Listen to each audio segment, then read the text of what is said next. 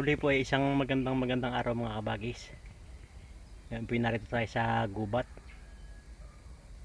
at naghanap po tayo ng puno ng,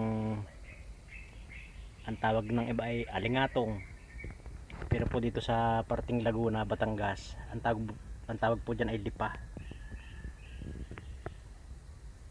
Panggagamot po natin sa arthritis, kasi nagkakaroon na po tayo ng arthritis, halatang matanda na. Pero ano po mga kabagis, subok na nakakagaling itong ugat ng alingatong o lipa.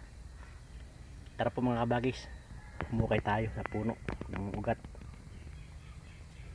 Humukay tayo ng ugat ng alingatong.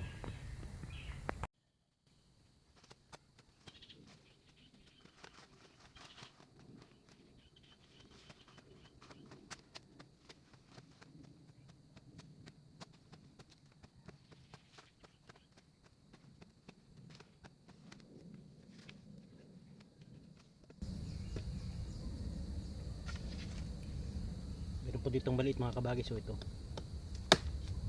kuhain natin yung maliit.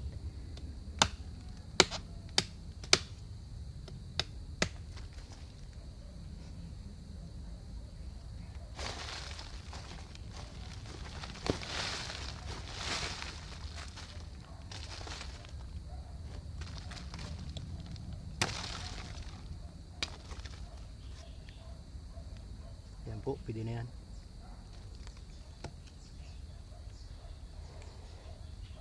Pero mas maganda pong kuhanin itong malaki. Tsatsagay lang nating hukayin.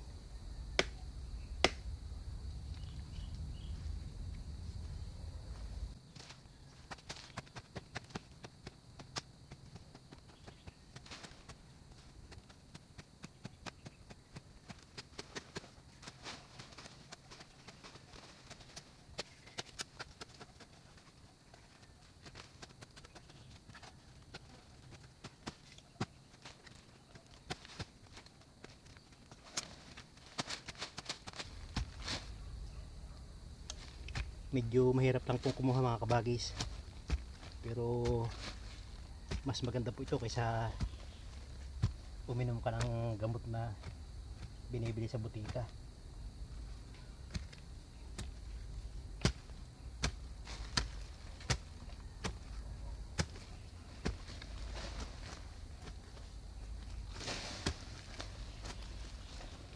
Ito po mga kabagis, walang side effect.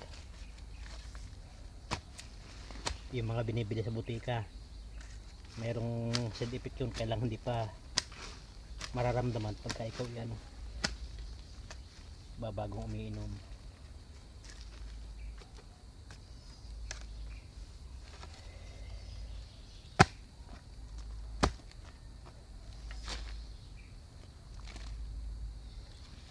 Matalas po yung ating pala, oh. Nakakaputol na ng ugat.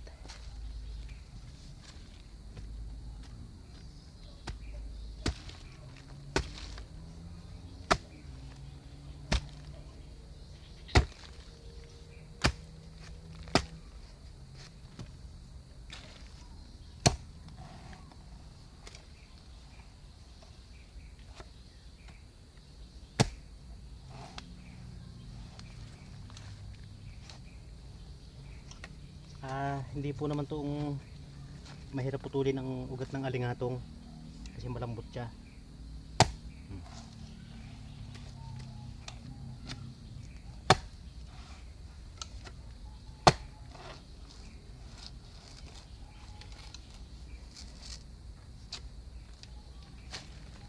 May nagbebenta po nito sa online.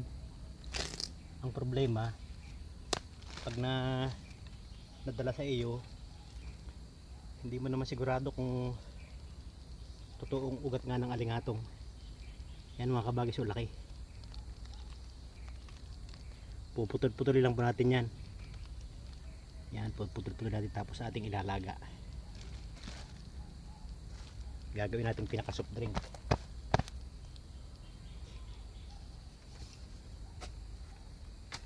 Tingnan natin kung meron pa tayong pwedeng balikan.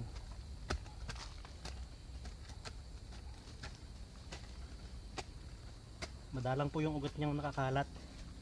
Yung ugat niya pailalim. Yung pinaka mayor na ugat.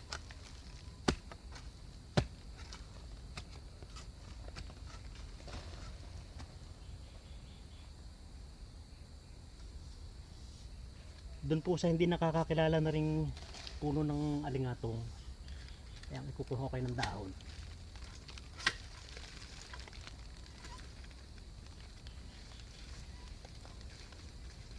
Sumabit pa.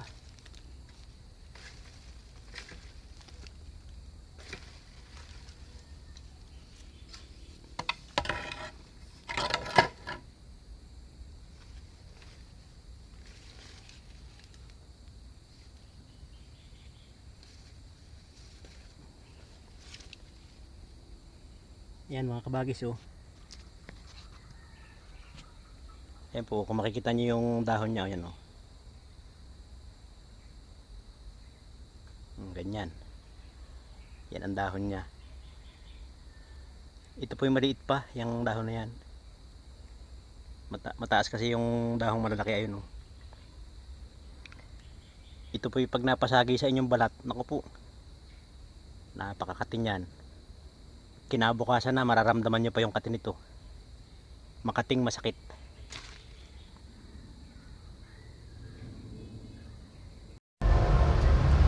Ayan mga kabagis, atin na pong linisan yung ating kinuhang ugat. Babrasil lang po natin mga kabagis para mawala yung lupa. Ayan. Huwag nyo na pong tatalupan, huwag nyo tatanggalin yung kanyang mga balat-balat. Basta ang kailangan lang po tanggalin yung lupa.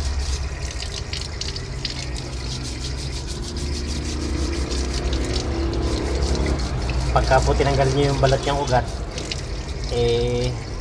mababawasan ang bisa. Hindi kayo gagaling pagka binalatan nyo yan.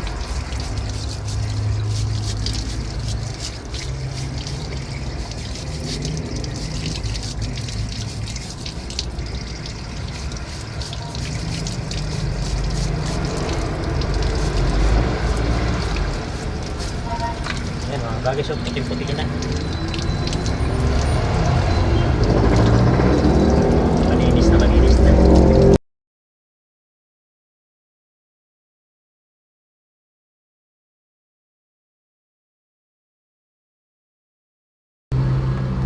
Ayan mga kabagay, so sindihan na natin. Wala po tayo palayok kaya dyan nilaga sa kaldero.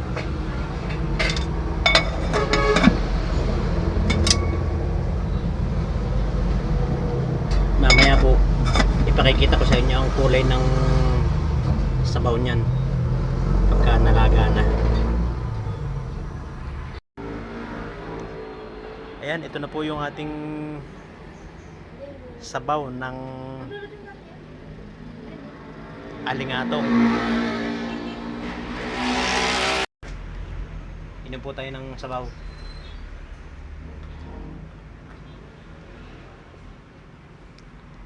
Yan mga kabagis, nakakahawig siya ng sabaw ng mais.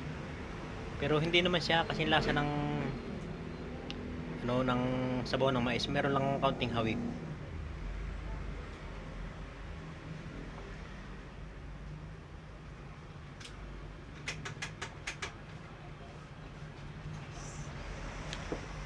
Masarap pong inumin pagka yung maligamgam.